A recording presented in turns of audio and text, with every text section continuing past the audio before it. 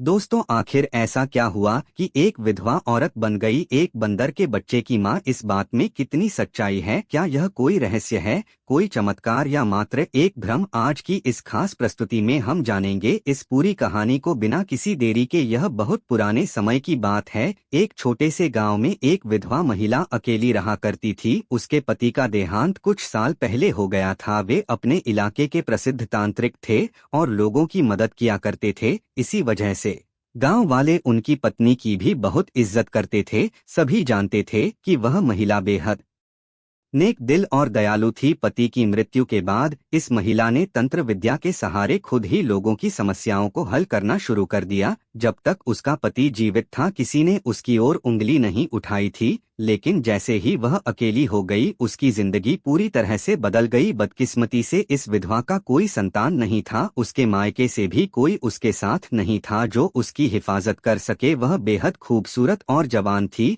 और अकेले घर में रहती थी। उसे इस बात का एहसास था कि अब लोग उस पर तरह तरह की बातें बनाएंगे, इल्जाम लगाएंगे, लेकिन उसने अपने सिद्धांतों से समझौता नहीं किया। उसे भगवान पर पूरा भरोसा था। वहीं उसी गांव में एक बेहद अमीर सेठ रहता था। जब पहली बार उसकी नज़र इस महिला पर पड़ी तो वह उसे दिल दे बैठा। लेकिन विधवा महिला के लिए जीवन आसान नहीं था। तंत्र विद्या से हमेशा उसका गुजारा नहीं चलता था, इसलिए कभी कभी उसे घर से बाहर जाकर अन्य काम भी करने पड़ते थे। एक दिन वह किसी काम से बाहर गई हुई थी। वह जंगल के रास्ते घर वापस आ रही थी। तभी लौटते समय उसकी नजर एक पेड़ के नीचे पड़े घायल बंदरिया के बच्चे पर पड़ी। आसपास कोई नहीं था और वह उसे यूं ही छोड़ नहीं सकती थी। उसने दया दिखाते हुए उस नन्हे बंदर को अपने घर ले जाने का फैसला किया। घर पहुंचकर उसने बड़े जतन से उस छोटे बंदर की देखभाल की। धीरे धीरे वह ठीक होने लगा और उस महिला के साथ पूरी तरह घुल मिल गया। अब वह महिला पूरी तरह अकेली नहीं थी। उसके पास एक ऐसा साथी था जो उसकी जिंदगी में खुशी लाया था। समय बीतता गया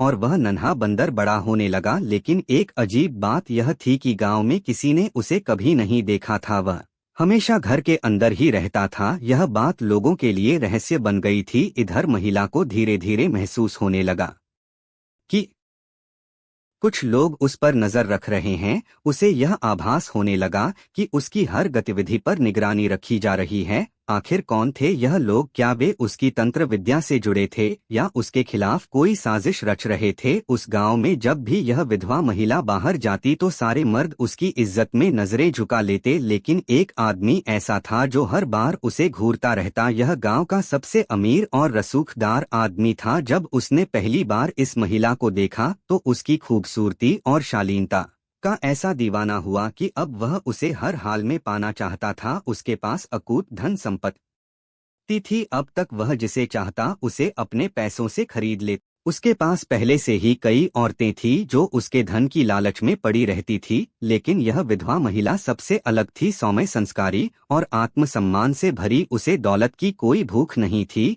और न ही वह किसी के दबाव में झुकने वाली थी। एक दिन उस अमीर आदमी ने अपने एक नौकर को उस विधवा के पास संदेश लेकर भेजा। संदेश में लिखा था कि वह उससे मिलना चाहता है। लेकिन महिला ने तुरंत ही उसे मुंह तोड़ जवाब दिया, मैं किसी अजनबी से नहीं मिलती। मेरे लिए मेरे स्वर्गीय पति ही सब कुछ थे। उनके जाने के बाद मेरी दुनिया पूरी तरह खत्म हो चुकी है। जब नौकर ने यह जवाब अपने मालिक को दिया तो वह आग बबूला हो गया। उसे अपने अह पर चोट लगी। आज तक किसी भी औरत ने मुझे इनकार नहीं किया। यह कौन होती है मुझे मना करने वाली? मैं चाहता तो इसे दौलत से खरीद सकता था, लेकिन यह औरत तो मेरी इच्छाओं को ठुकरा रही है। इसे तो मैं किसी भी हाल में अपना बनाकर रहूंगा। गुस्से से तिल मिलाया वह अमीर आदमी अब खुद विधवा के घर पहुंच गया। उसने दरवाजा खटखटाया। अंदर से महिला की आवाज आई, कौन है वह?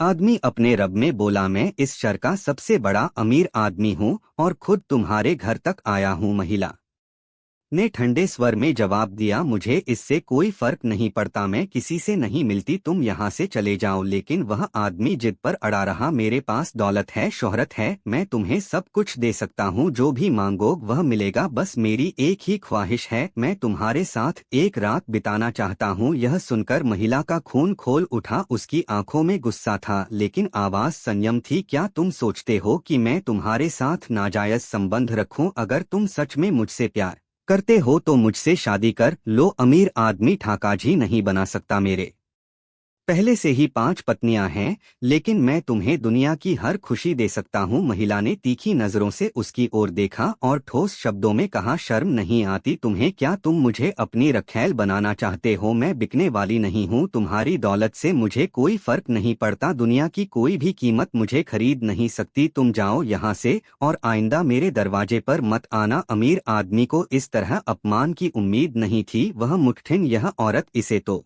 मैं किसी भी हाल में पाकर रहूंगा। इसके बाद उसने कई बार महिला से मिलने की कोशिश की, लेकिन वह हर बार उसे टाल देती। उसके ठुकराए जाने से उसका जुनून और बढ़ता गया। वह किसी भी कीमत पर इस महिला को हासिल करना चाहता था, चाहे उसके लिए उसे किसी भी हद तक जाना पड़े। रसूखदार आदमी ने जब देखा कि वह विधवा महिला उसकी दौलत और ताकत के सामने झुकने को तैयार नहीं है, तो उसने एक खतरनाक साजिश रची। अब उसने फैसला किया कि वह अपने आदमियों को भेजकर महिला को जबरन अगवा करवा लेगा। रात का समय था। 5-6 नकाब पोश आदमी दबे पाव महिला के घर में घुस आए, लेकिन जैसे ही उन्होंने महिला को पकड़ने की कोशिश की, अजीब घटनाएं होने लगी। उन्हें ऐसा महसूस हुआ कि घर में कोई और भी मौजूद था, कोई जिसे देखा नहीं जा सकता था, लेकिन जो बेहद शक्तिशाली था। अचानक उन पर हमला होने लगा। उन गुंडों ने महसूस किया कि कोई अदृश्य शक्ति उनके ऊपर बिजली की तरह वार कर रही थी। किसी ने उन्हें हवा में उछालकर फेंक दिया। कोई पकड़ में नहीं आ रहा था, लेकिन हर जगह से तेज आघात हो रहे थे। डर के मारे वे सब कांप हुए, भाग खड़े हुए और सीधे उस रईस के पास पहुंचे। मालिक, वह औरत अकेली नहीं है, उसके पास कोई रहस्यमय शक्ति है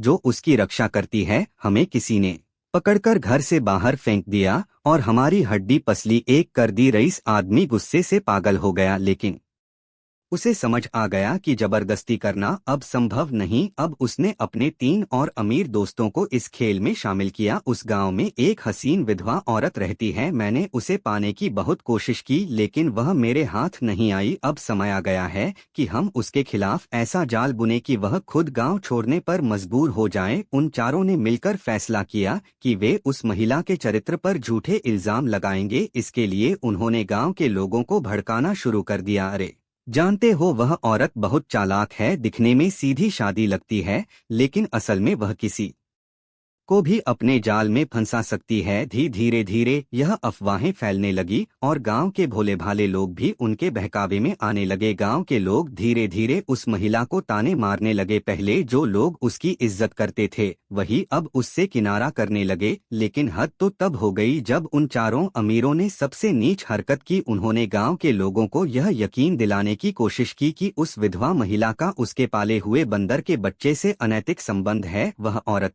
पागल हो चुकी है, वह एक जानवर को पाल रही है और अब उससे मां बनने वाली है। यह अफवाह आग की तरह फैली। कुछ लोग दबी आवाज में हंसने लगे, कुछ भद्दे ताने मारने लगे और कुछ तो इतने अमानवीय हो गए कि उन्होंने महिला का घर जलाने की धमकी तक दे डाली। उस रात महिला अपने भगवान से रो रो कर प्रार्थना करती रही है, भगवान तूने मुझे कैसा जीवन दिया है, इससे तो अच्छा होता कि तू मुझे ही इस संसार से उठा लेता। अब उन चारों ने अपनी आखिरी चाल चली। वे गांव के सरपंच के पास पहुंचे और झूठा इल्जाम लगाया, सरपंच जी, यह औरत हमारे गांव की इज्जत मिट्टी में मिला रही है। इसकी वजह से गांव का माहौल खराब हो रहा है। रात के अंधेरे में यह टोना टोटका और तंत्र मंत्र करती है। हमें इसे गांव से निकालना होगा, वरना इसका असर पूरे गांव पर पड़ेगा। गांव के लोग भी उनके बहकावे में आ चुके थे। अब फैसला सरपंच को करना था। गांव के सरपंच के दरबार में लोगों की भारी भीड़ जमा थी। चारों अमीर लोग जिन्होंने निर्दोष विधवा को बदनाम करने की साजिश रची थी, अब कटघरे में खड़े थे। पूरा गांव सांस रोके इस न्याय की घड़ी का इंतजार कर रहा था। सरपंच ने पहले विधवा महिला को बुलाया और सीधे सवाल किया, बेटी सच सच बताओ, क्या इन आरोपों में कोई सच्चाई है? क्या तुम्हारा बंदर के बच्चे से कोई अनैतिक संबंध है? विधवा की आंखों से आंसू छलक पड़े।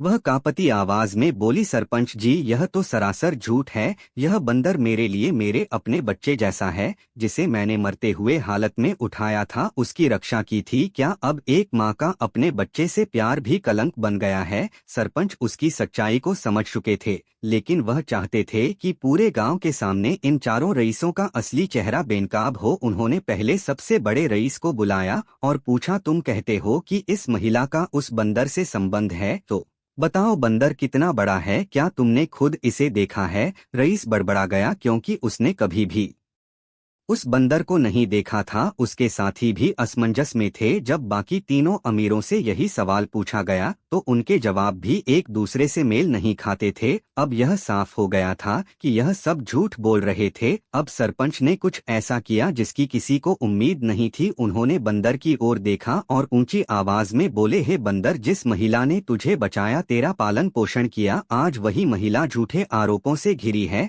अगर वह दोषी है तो बता, नहीं तो उसकी सच्चाई सबके सामने ला। गांव वालों ने सोचा कि यह तो असंभव है, बंदर कैसे गवाही देगा? लेकिन तभी कुछ चमत्कारिक हुआ। वह बंदर जो अब तक शांत था अचानक बोल पड़ा, यह औरत बहुत नेक दिल है। जिस दिन बारिश में यह मुझे उठाकर लाई थी, उस दिन अगर यह ना होती तो मैं मर जाता। यह मुझे अपने बच्चे की तरह पालती है। लेकिन यह 4 लोग इसके खिलाफ साजिश कर रहे हैं। यह लोग खुद बुरे हैं और इसे बदनाम करने आए हैं। गांव वालों की आंख फटी रह गई। पूरे गांव में सन्नाटा छा गया। किसी को भरोसा नहीं हो रहा था कि एक बंदर सचमुच बोल पड़ा। सरपंच ने गुस्से से चारों अमीरों की ओर देखा और गरजते हुए बोले, अब किसी को और कोई शक रह गया है? यह महिला निर्दोष है और इन 4 लोगों ने झूठी साजिश रचकर गांव की इज्जत से खेलने की कोशिश की है। ऐसे दुष्ट लोगों के लिए गांव में कोई जगह नहीं है। इन्हें गांव से बाहर निकाल दिया जाए। गांव वालों ने भी एक सुर में कहा, हाँ, इन्हें गांव से निकाल दो। ऐसे पापियों को यहाँ रहने का कोई हक नहीं। 4 रईसों के चेहरे पर शर्म और हार के भाव थे।